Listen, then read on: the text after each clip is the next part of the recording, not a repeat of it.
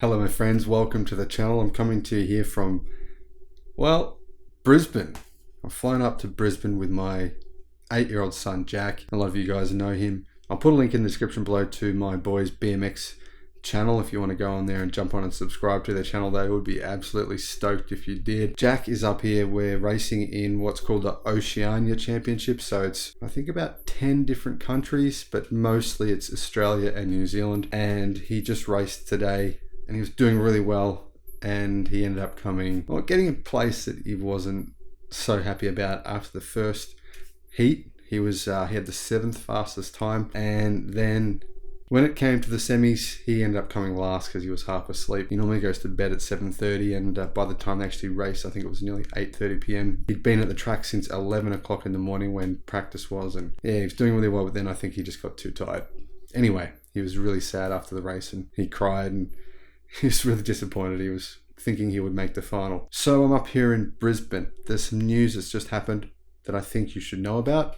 Tesla has patented an interesting system which controls the temperature of seats, which brings one thing. What's Tesla's goal? Greater efficiency. As you all know, Tesla's brought out their new cars at the Gigafactory in Austin, Texas. And what's important about that is Tesla highlighted one thing that I think people are sort of overlooking, one really important facet, which is now being copied apparently by Volvo, Volkswagen, and 6 different Chinese electric vehicle companies, and that is gigacastings. Gigacastings will make a huge difference to many different facets of a car. One of those is efficiency. Efficiency is extremely important for EVs, obviously. And that's Tesla's goal. Make their cars as efficient as possible. Is based on the use of a liquid that is basically pumped through the interior of the entire seat and a series of 3 layers that allow the flow to permeate through them. So Tesla is doing something that is, well, changing cars. Again, no one else has ever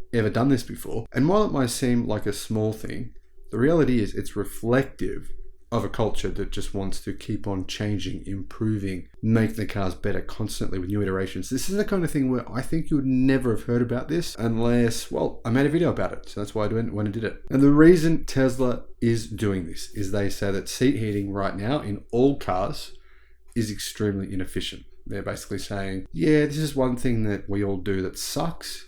There has to be a better way.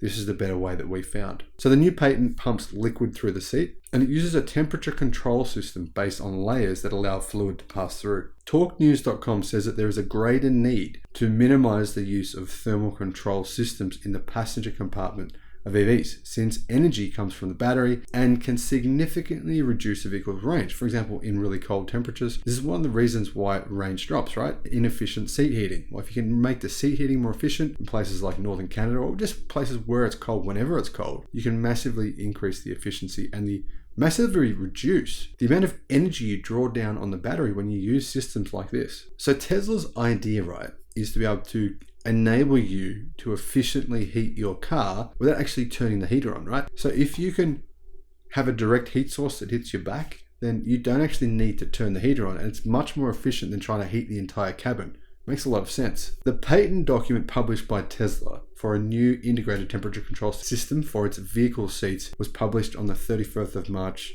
2022, which was 6 days ago.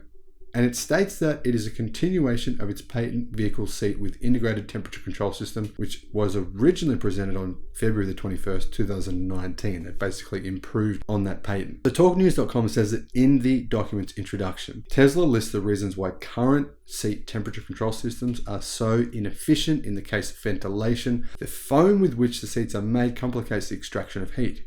On the other hand, conventional heating systems are bulky, occupying too much space inside the seats that make them look thick, heavy, and, well, most importantly, highly inefficient when heating the seat. In other words, current seats that are heated basically suck. So what normally happens? Well, the heat generally has to travel through multiple layers. It actually heats areas of the seat that you don't even touch, which is obviously illogical. So Tesla says there is a need, therefore, for an improved temperature control system for vehicle seats. Tesla's new system features many different layers of materials a fluid pump and a heating component, allowing it to actively cool and heat the vehicle seats. Tesla's solution is to create a temperature control system that pumps fluid through the vehicle seat. Very, very different to anything currently available. They say the temperature control system includes a base layer, an intermediate layer disposed adjacent to the base layer that allows fluid to pass through it, and a cover layer disposed adjacent to the intermediate layer. At least one heating element arranged between the intermediate layer and the cover layer, and a fluid pump that propels it through the intermediate layer is also necessary.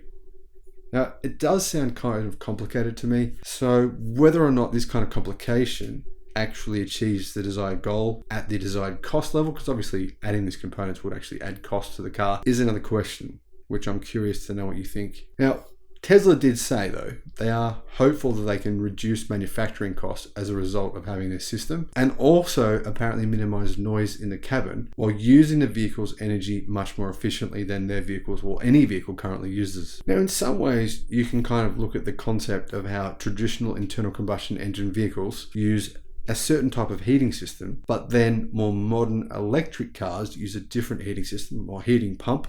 Obviously, the heating pumps are different depending on the car, which enables the cars to be much more efficiently heated. So this is, in my view, sort of a way that Tesla's gone, you know what? Here's another thing that internal combustion engine legacy companies do, which isn't that good. Let's do it better. Thanks for watching. Bye-bye.